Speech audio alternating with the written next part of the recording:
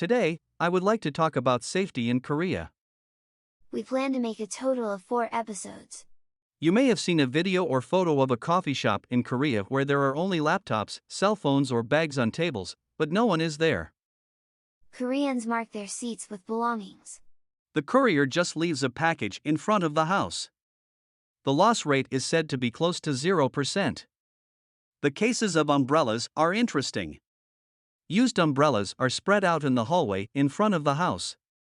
In order to dry the rain on the umbrellas, Koreans put them in the hallway in front of the house to dry.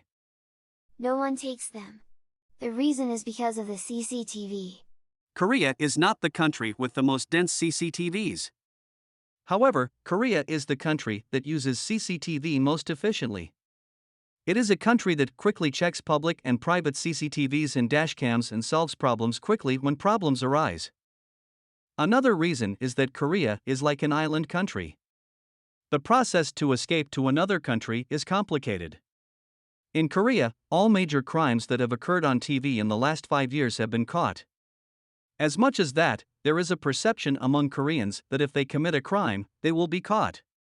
South Korea tends to be more careful, because of the strong punishment for criminals and the idea that their crime can ruin their life. Next time, I'll talk about school violence.